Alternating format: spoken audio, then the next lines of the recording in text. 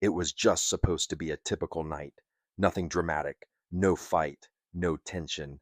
Our son had just fallen asleep. We'd finally gotten him to settle down after his usual string of stories, sippy cup drama, and one more song requests. The house was quiet, finally. She was folding laundry on the couch, humming to herself. Tiny clothes were stacked into neat little piles on the coffee table. Her hair was pulled back in that effortless way she does when she's tired but still trying. I sat across the room in that worn out chair by the window, phone in hand. I'm just scrolling and not looking for anything in particular, just zoning out, mindless. And that's when I saw it, a message buried in a thread I hadn't looked at in years. From her dad, short, blunt, 5 words. You sure she told you everything? I read it, blinked, read it again. At the time, 5 years ago, I brushed it off without thinking. I figured he was just being overprotective, the way some dads are, especially toward young, ambitious guys like me who are not quite the safe bet they'd hoped for their daughters. But that night, I don't know what shifted. Maybe it was the quiet. Perhaps it was the way everything felt so normal. Maybe it was just a weird gut feeling. But I stared at that message like it had teeth. I looked up at her. She was 10 feet away, laughing at something on her phone, folding tiny pajamas that smelled like baby soap and dryer sheets. The image of peace, of safety, of a life we'd built one little bedtime at a time. And then I opened my mouth. I didn't mean to, it just slipped out. Is there anything you've never told me? She didn't look up right away. She kept folding. One sock, 2 socks. Calm, like she hadn't heard me. Like the question just floated right past her. But then her hands paused. She held a onesie like it weighed 100 pounds. Her fingers slowed. She lowered it onto the pile like she was afraid it might break. Then she looked down, closed her eyes, exhaled, deep, shaky, and in the softest voice, barely above a whisper, she said, "There's something I've been meaning to tell you." That's when it happened. The room didn't change, but everything inside me shifted. My pulse got loud, my throat got dry, and I just sat there, suddenly frozen in that chair, feeling like I had just pulled the pin on a grenade and didn't know where to throw it. I didn't know what the secret was, not yet, but in that instant, I knew it was big. Big enough that she'd carried it for 5 years, big enough that her father had tried to warn me, and big enough that, whatever it was going to change everything. We met when I was 19. It wasn't some fairy tale, no big sparks, no dramatic love story. We just clicked, shared classes, late night conversations, dumb jokes. She had this way of making life feel simple, even when it wasn't. We got married young, way younger than we should have. Everyone had something to say about it. Too fast, too soon. You'll change. People grow apart. But we didn't care. We were broke, stubborn, and in love. That felt like enough. We built everything from the ground up. The first apartment with the leaky faucet, first fight about rent, first late bill, first tiny Christmas tree from the dollar store. We had nothing fancy, but we had us. And then came the baby. We weren't ready. Not really. No one ever is. But we showed up. The sleepless nights, the diaper blowouts, the hours of crying for him and us. That first year nearly broke us, but I thought surviving it made us stronger. I thought, this is it. This is what real love looks like. Not perfect, not always happy, but unshakable. We always said it too, like a little promise we'd whisper to each other when things got hard. There's nothing we can't get through. And I believed that with everything in me. Just a few months ago, I held her hands, looked her in the eyes, and said, "We've got something special. No matter what happens, we'll fight through it together." She smiled when I said that. She didn't look away. She kissed me after. And I remember thinking, we made it. Ultimately, we remained solid, still choosing each other. But now, Now I feel like an idiot, like I've been pouring my soul into a house that was already cracked at the foundation, and I just heard the first creak. And I don't know how deep the damage goes, and I don't know if we can fix it, or if it was ever real to begin with. I meant every word I said to her, but now I don't even know who I said it to. I said, here's the part that messed with my head. Not just the cheating, not even the fact that she hid it for 5 years. It was the person she cheated with, the guy she slept with. He looked just like me, not just in a general way, not just tall with dark hair or same vibe. I mean, uncannily alike. Same building, same haircut, same facial structure. The kind of resemblance that would make someone do a double take if we passed each other on the street. If someone showed me his photo with no context, I might have thought it was me at first glance. And I couldn't stop thinking about that. When she told me, I asked, why him? I thought maybe she'd say he listened to her, or made her feel wanted, or something I could at least process. But all she said was, I don't know. I was lost. He felt familiar. And then she added, it wasn't serious. Familiar? What the hell does that even mean? You don't rip a hole in someone's life because a stranger feels familiar. You don't lie for years because it wasn't serious. I wanted to scream. I kept replaying it in my head. What did she mean by familiar? Was she trying to be close to me in some messed up roundabout way? Did she pick someone who looked like me so she could pretend it was me? Or was it the other way around? Was I just a copy, a mold, a safer version of someone she wanted but could never have? That thought ate away at me. It made me question things I'd never asked before. Did she ever actually want me? Was our entire relationship just a weird substitute fantasy? Was I always going to be second place and just didn't know it? And once you start thinking like that, it's hard to stop. You're probably wondering, did I get a DNA test? Number I didn't, and I'm not going to. Not because I'm scared of the result, not because I'm in denial, but because I know he's mine. Our son is mine in every way that matters. He's my little shadow. He walks like me, frowns like me, even tilts his head the same way when he's confused. The first time he threw a tantrum, she laughed and said, he's being dramatic, just like his dad. If I didn't know about the affair, the thought would have never even crossed my mind. Not once.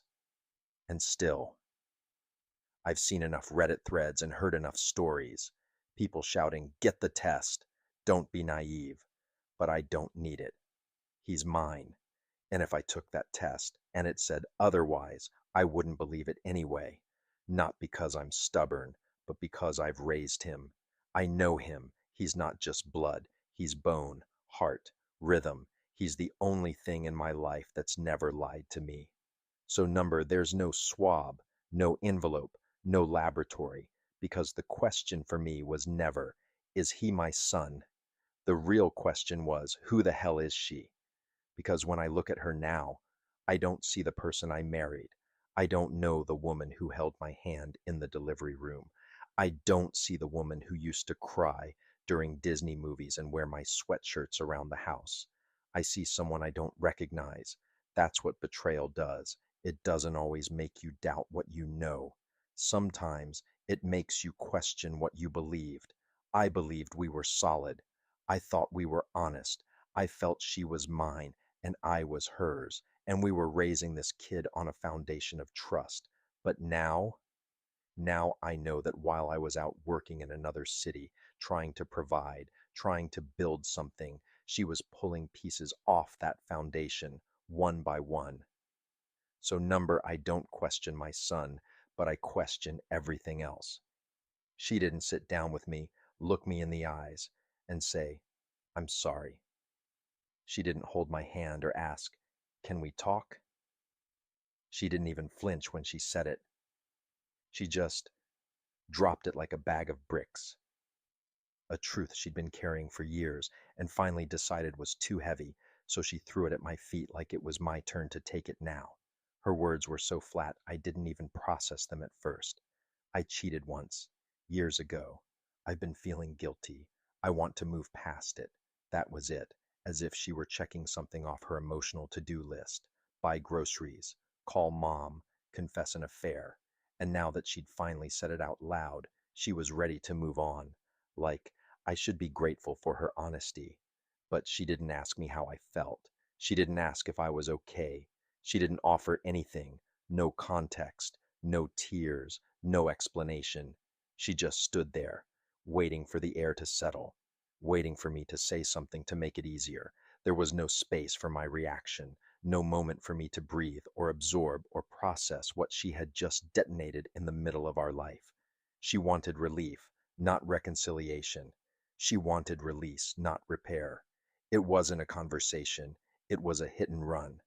I stood there in the blast zone and she just kept folding laundry. And the worst part? She seemed lighter, like she had finally unburdened herself, like she'd finally put this secret down after carrying it for 5 years, like she expected me to thank her for coming clean. But here's the thing, just because she carried it for 5 years doesn't mean I didn't live in it for 5 years. I just didn't know it, and now that I do, everything looks different. Everything feels different. And she thinks we can just keep going like nothing happened. I don't even know how to stand in the same room as her right now, let alone figure out what happens next. This is the part that haunts me the most. Not the confession, not the betrayal, not even the way she told me, cold, detached, like she was clocking out for the day. It's the memory I keep replaying over and over again in my head. Her dad, 5 years ago, sitting across from me in that tiny diner after we told him we were getting married. I remember exactly what he said. "She's not as ready for this as you think." 6 words, said casually. No anger, no judgment, just quiet, heavy, like he already knew something I didn't. At the time, I brushed it off. I laughed. I told him we were happy that we were solid. I said she wanted this just as much as I did, that we were ready for the next chapter, that this was real love. And I believed it, with everything I had. I believed she was just nervous that he was being overprotective, maybe even jealous of letting her go. But now I see it differently. I don't think he knew about the cheating, but I think he saw the cracks, the doubt, the way she'd hesitate when we talked about the future, the way her smile didn't always reach her eyes when we mentioned kids, careers, or moving. I thought it was just nerves. I thought love would be enough to smooth it over, but maybe he saw something I didn't want to see. Maybe he knew that she wasn't ready to be a wife, to be a mother, to build a life that required more than passion. It required sacrifice, stillness, commitment, repetition, growth. Maybe he saw her restlessness before it had a name. And me? I just put my head down and kept building. I told myself love was enough, that no one's ready for marriage anyway. You just figure it out as you go. I ignored his warning. I married her anyway, raised a child with her, gave her my whole heart. And now I'm sitting here 5 years later, wondering if I was the one who never listened, not just to him, but to her. Maybe she didn't say the words out loud, but maybe she was telling me in other ways, in the way she shut down during conflict, in the way she kept secrets instead of having hard conversations, in the way she always seemed like she was trying to outrun something, even when we were standing still. I thought we were building a life. Maybe she thought we were building a trap. We have a son, a beautiful, curious, sensitive little boy who thinks the world begins and ends with us, mommy, daddy, the center of his universe. We've built a life together, a rhythm, a system. She brushes his teeth while I get his pajamas. I read him a book while she tidied up the kitchen. We trade bedtime kisses. We take turns making lunch. We laugh when he mispronounces new words, and we both cry when he gets sick. We're a team, at least when it comes to him. And I keep thinking, if I leave, that breaks, that shatters. It's not just the marriage, it's Christmas morning, the shared birthday cakes, The late night wake ups when he calls for both of us, the silly inside jokes we've all made together. What happens to that? What happens when my son asks why daddy doesn't live here anymore? What happens when we drop him off, pick him up, and wave from separate cars? What happens when he gets sick and we can't both be by his bed because of a custody schedule? I picture him standing in the middle of a room, confused, small hands clutching a toy, looking back and forth between us, asking, "Why can't you both be here?" And that image wrecks me. I know children are resilient. I know sometimes divorce is the better choice, but knowing it doesn't make it hurt any less. I don't want to be another statistic, another broken family, another man who sees his son half the time. I want to tuck him in every night. I want to be there for every milestone. I want his world to feel whole, even if mine is quietly falling apart. But if I stay, will I start to resent her so much that my son picks up on it? Will he see the way I flinch when she walks into the room? Will he hear the silence at dinner and think that's what love looks like? There's no clean answer here. If I leave, the family breaks up. If I stay, I might. And I can't decide what's worse. But if I stay, how do I erase the image? How do I unsee what I now know? How do I lie next to her at night without replaying the past she kept from me? It's not just the thought of her with someone else. It's the timeline, the lie, the way she smiled at me during our first ultrasound, the way she held my hand in the delivery room, the way she called me her rock during our son's first fever. All the while, this secret sat inside her like a second heart, beating, thudding against the life we were trying to build, and I never heard it, never saw it. I had no idea. That's what makes it worse. Not just what she did, but when she did it. While I was working out of state, I was killing myself to make ends meet, trying to give us something stable, trying to be the man she could be proud of, and all the while she was with him, her ex, someone who looked just like me. You know what that does to your mind? It twists everything, makes you question whether you were ever you in this relationship, or if you were just a convenient replacement, a safer version of the chaos she wanted. And now I look at her, and yeah, she's still my wife. Same laugh, same eyes, the same person who knows how I like my coffee and the exact way I fold my shirts. But she's also a stranger, someone who made a decision I don't understand, someone who let me believe we were solid while holding this rotting truth behind her back. And she wants to move on. She wants to heal. She wants forgiveness without even knowing what that means. But how do you heal with someone who's still standing in the wreckage like it's no big deal? How do you build trust again with a person who shattered it and then asked you to carry the dust? Can I ever kiss her without thinking of him? Can I ever hear her say, "I love you," and believe it again? Can I even hold her hand without wondering where those hands have been, metaphorically and literally? This is the part no one talks about, the part after the apology, after the truth comes out, when the confetti of your old life is all over the floor and you're staring at it, wondering, do I want to tape this all back together?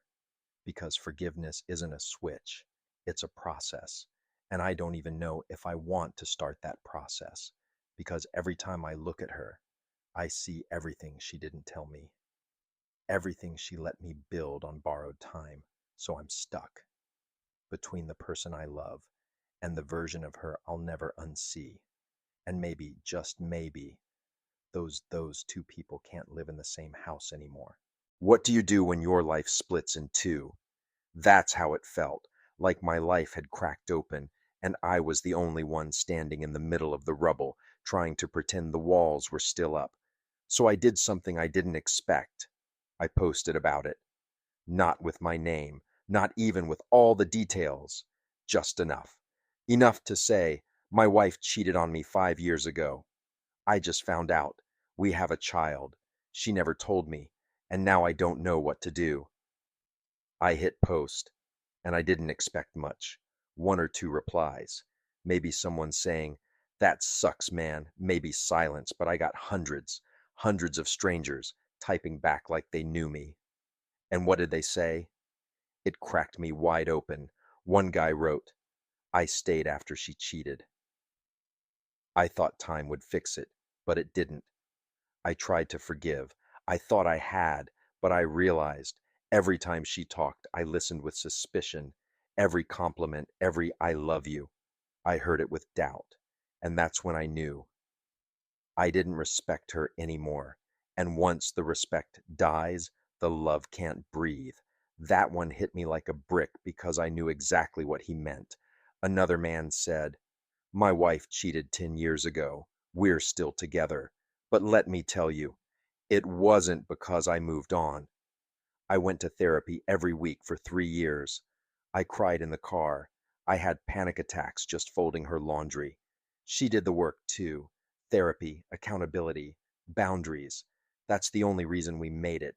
So yeah, it's possible, but only if she's willing to rebuild what she broke." That made me stop, because so far, all she'd given me was a confession, not a plan, not a vow, not even a sorry that made eye contact. A woman commented, "My dad stayed with my mom after she cheated. I used to think it was noble that he was keeping the family together. But now that I'm grown, I can see how it slowly killed him. He never laughed the same way. He stopped making jokes. He stopped playing music. He stayed, but the version of him that we loved faded."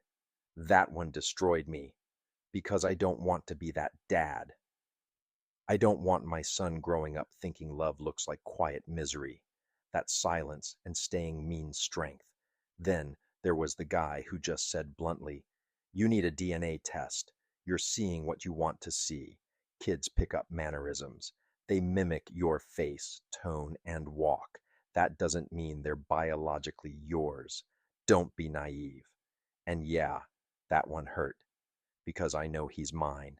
But now, even knowing, there's a sliver of doubt lodged deep in my chest. I hate it, but it's there. Then another stranger replied, "Your son is yours. Don't punish him for what she did, but don't gaslight yourself either. You're allowed to grieve. You're allowed to be angry.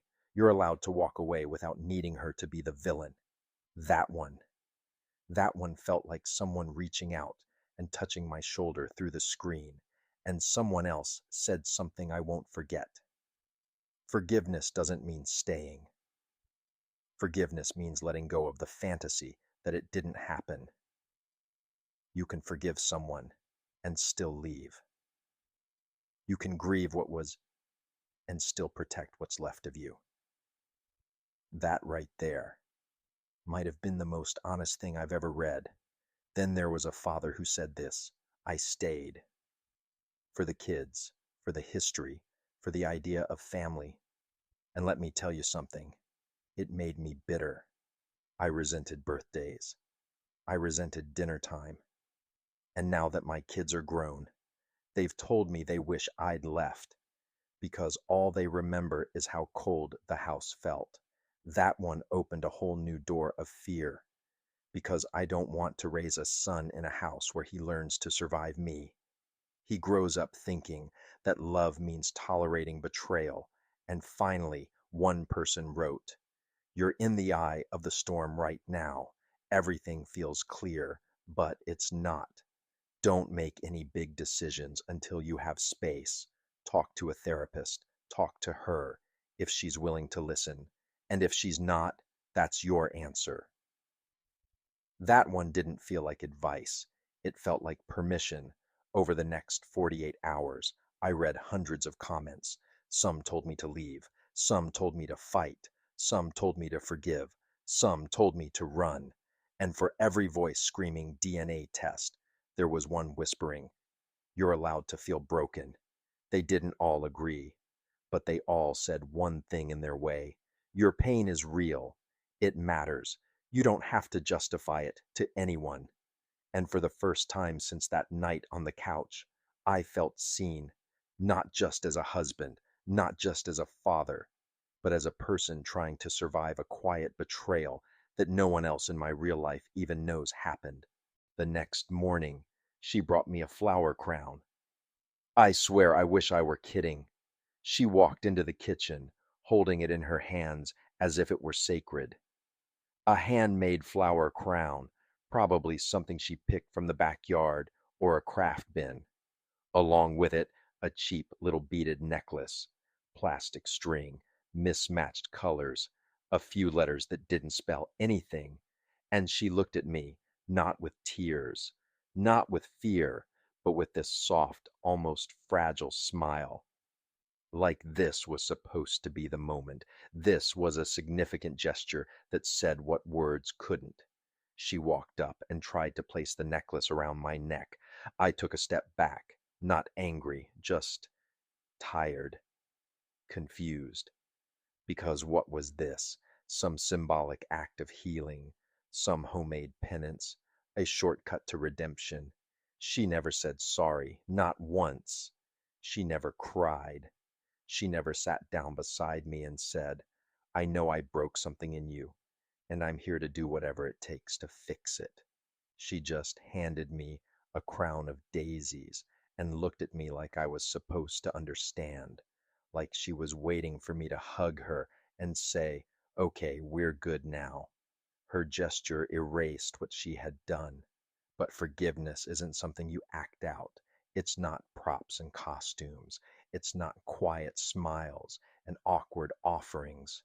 Forgiveness is earned through time, through effort, through painfully honest accountability. And so far, I haven't seen any of that. There's been no reckoning. No explanation is given of how long it lasted. No answers about whether she still talks to him. No ownership of how it's affected me, us, our child. Just a flower crown and a sad expression. It's like she wants to fast forward through my anger, wants to skip past the part where I grieve the version of her I thought I married, wants me to put the necklace on and pretend we're whole again. But what is she doing? She's trying to make herself feel better. She's trying to lighten her guilt. She wants me to wear forgiveness like it's jewelry she can make in 10 minutes with a glue stick and some string. But this wound isn't decorative. It's deep, and no crown, no matter how delicately woven, can cover it. What I needed was not a performance, not a gesture. I needed her to break, to sit across from me, eye to eye, and say, I hurt you, I lied to you, and I'm ready to do the work, to earn back even a piece of what I destroyed. But that moment never came. Just flowers, just plastic beads, just silence, wrapped in a smile. And I couldn't help but think, if this is her version of atonement, then maybe she doesn't even understand what she did. I do love her. I still do. It's not like I can flip a switch and forget the late nights talking until 2 a.m., or the way she used to fall asleep on my chest, or how we used to dream up names for our future kids long before our son was born. That kind of love doesn't just evaporate. But I'm starting to realize something I never wanted to admit. Love by itself isn't always enough. It's not enough if it's one-sided. Not enough if I'm the only one doing the emotional heavy lifting. Not enough if I have to keep silencing my pain just to keep the peace in our home. Because what kind of peace is that if I have to stuff my hurt down every time she smiles at me? If I have to pretend nothing's wrong while we make dinner together? If I have to play the part of a family man while a part of me is breaking quietly every single day? That's not peace. That's performance. And I'm tired of performing. I'm starting to love something else instead. My peace. I love waking up and not immediately feeling a knot in my chest. I love my clarity, knowing what's real, what's not, and what I won't tolerate anymore.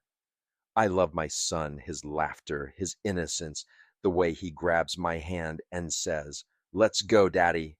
He's my anchor. My reminder that even in all this chaos, I'm still capable of showing up, loving hard, and doing the right thing. I'm starting to love my mornings again, that first sip of coffee in silence, the sound of cartoons from the living room, the freedom to breathe without wondering what other secrets might be hiding under the floorboards of my marriage. I don't know what's next. I don't. But maybe that's where the healing starts. Not in pretending everything's fine, not in burying it and smiling through the ache, but in letting go of the illusion. I love my peace more than I love my pain, and maybe, just maybe, loving myself more than I love the version of us I kept trying to save. I'm not sure if we'll make it. I don't know if this is something we'll come back from, or if it's just the slow ending to a chapter we both kept rereading out of fear. I don't know if I'll ever fully forgive her, not because I want to hold on to anger, but because forgiveness isn't something I can force just to make things go back to normal. There is no normal anymore. That reality died the moment she told me the truth, and I don't even know what I'll do tomorrow. There are days when I wake up and think, maybe we can try, maybe she'll change, maybe I can. And then there are days when I wake up and feel like I'm living with a stranger, holding on to the ghost of the woman I thought I married. But here's what I do know. I'm done pretending. I'm done playing the role of the strong husband who absorbs every blow and keeps smiling for the sake of looking like a good father, a forgiving man, a guy who held the family together. I'm done swallowing betrayal in the name of peace. I'm done choosing silence over truth because silence has a cost, and I've paid enough. I'll still be a father, a damn good one. I'll be the one reading bedtime stories, packing lunches, fixing bikes, and listening to every ridiculous story my son has to tell after school. But I'll also be honest with myself about what I want, what I need, what I'm no longer willing to tolerate, with her about the pain, the distance, the line she crossed that can't be erased just because she says she's sorry. And one day, with my son, when he's old enough to understand, and he asks me why his parents couldn't stay together or why there was tension in our home, I'll tell him the truth in an age appropriate way, in a loving way, but the truth nonetheless, because he deserves to grow up seeing what absolute honesty looks like, what self respect looks like, what it means to choose your peace, even when it's hard. So, no, I don't know what comes next. This may end in divorce. Maybe it doesn't. We could rebuild. Maybe we don't. But whatever path I choose, it will be the one where I can look in the mirror and feel whole again. Not perfect, not healed overnight, but whole. Because whatever happens from here on out, it has to be better than living a lie.